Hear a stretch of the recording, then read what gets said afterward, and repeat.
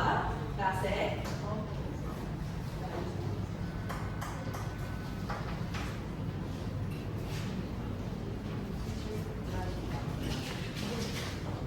Ang sumapit sa ating mga kagrupo upang magkaroon tayo ng ugnayan.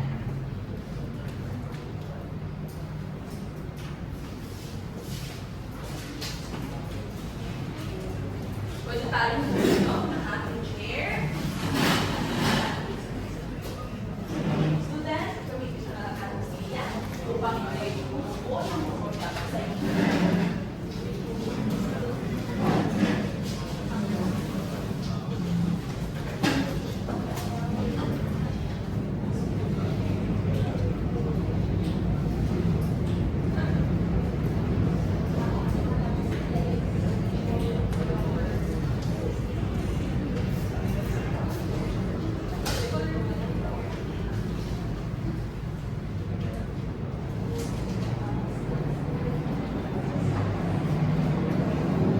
Dalawang minuto pa kayo para magsulat at mag-iulit sa inyong bond paper.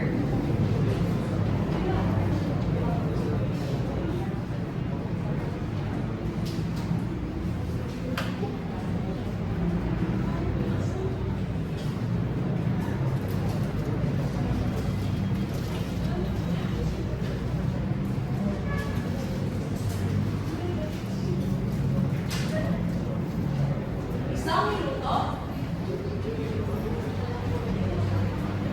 Okay, isang minuto kayo para magbahagi.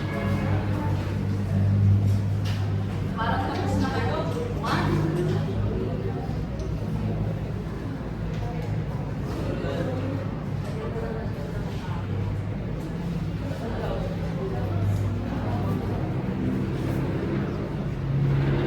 30 seconds.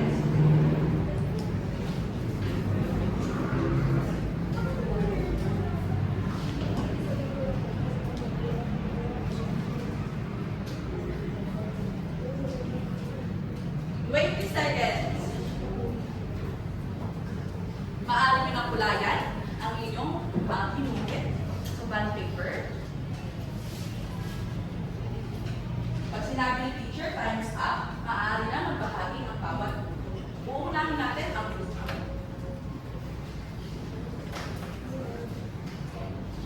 10, 9, 8, 7, 6, 5, 4, 3, 2, 1. Nakapili na po ba ng magbabahagi dito sa unahan?